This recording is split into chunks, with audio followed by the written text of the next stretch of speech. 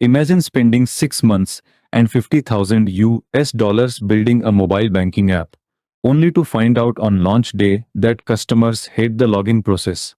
That exact mistake happens when you pick the wrong project framework. Welcome back to Career Growth Lab. I'm your instructor, and today in lesson 4 of our Business Analyst Masterclass, you're going to master the fundamental differences between waterfall and agile methodologies, and exactly how a business analyst decides which one to use. Before we jump into the breakdown, I want to hear from you. What field are you joining us from today? Are you in sales, customer support, banking, or teaching? Drop your background in the comments right now. I personally read and reply to every single comment to help guide your transition. Let's break down these two heavyweights with a simple real-world analogy. Think of waterfall like constructing a 10-story physical bank building. You must finish the foundation before framing the walls, and you can't change the architecture once the concrete is poured. It's step by step, sequential, and highly structured. As a business analyst in Waterfall, you write a massive, complete business requirements document, or BRD, upfront before anyone writes a line of code. Agile, on the other hand, is like opening a pop-up banking kiosk. You start with a simple counter and basic cash services in week 1. In week 3, you add an ATM. In week 5, you add digital tablet applications. You build in small 2-week cycles called sprints, gathering real customer feedback after every single release. Neither framework is better, they just solve different problems. To see how this works in real life, let's follow a single continuous project, adding an instant personal loan feature to our bank's mobile app. In a waterfall environment, you as a business analyst would spend the first entire month interviewing bank managers, risk officers, and compliance leads. You produce a 100-page BRD. Developers take 3 months to code it, testers take 1 month to test it, and 6 months later, the customer sees the feature for the first time. In an agile environment, you break that big loan feature into tiny pieces called user stories. In Sprint 1, lasting just 2 weeks, the team builds a simple 3-field loan application screen. Customers start testing it immediately. By Sprint 2, you add the automated credit check. By Sprint 3, you add instant approval logic. In Agile, your bank starts learning from real user behavior in week 2 instead of month 6. Now, here is a critical pitfall every new business analyst must watch out for. In waterfall projects, the biggest threat is scope creep. Because business stakeholders know they won't get another software update for 6 months, they try to cram every feature request into the initial document.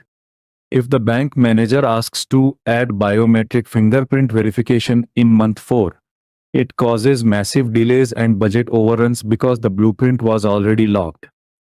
In Agile projects, the trap is the opposite. It's called feature drift. Because Agile embraces change, stakeholders might try to change direction every 3 days. As a BA, your job in Agile isn't to say yes to everything.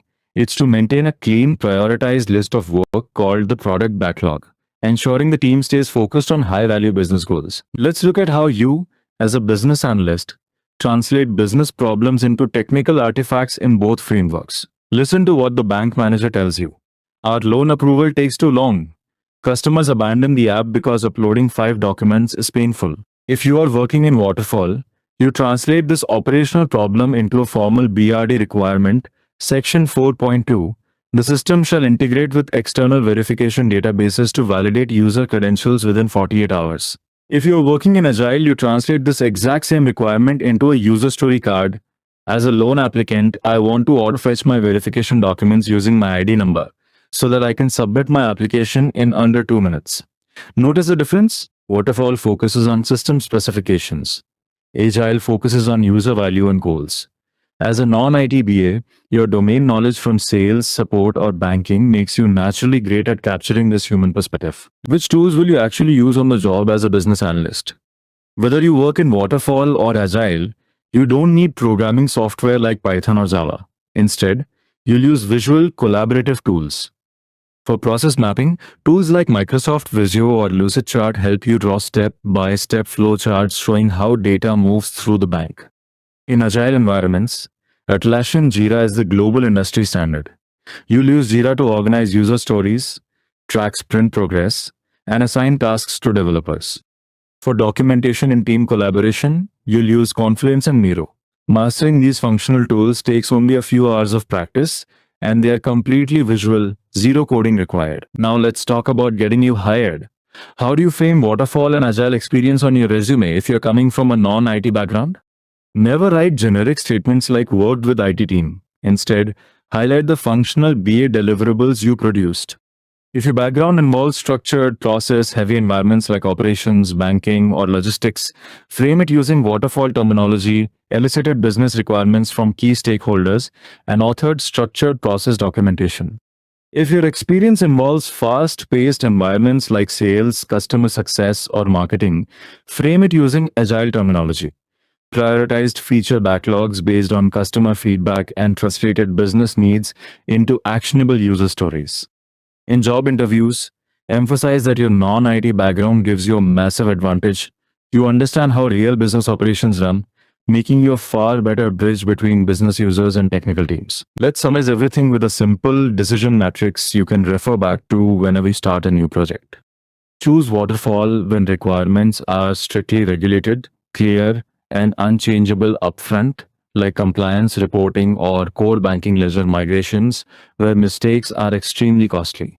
Choose Agile when you're building customer or facing software like mobile apps, e-commerce stores, or web platforms where user preferences change rapidly and getting early market feedback is essential. Mastering both frameworks makes you a versatile, highly valuable business analyst who can walk into any organization and deliver results immediately. If you want to download our free Agile user story cheat sheet, sample BRD templates, and complete non-IT career transition roadmaps, head over right now to our official website at biacareers.in. You can also read the companion article for today's lesson linked directly in the description below.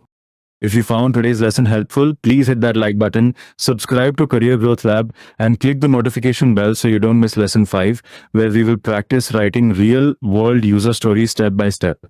Thank you so much for watching, keep learning, and I'll see you next lesson.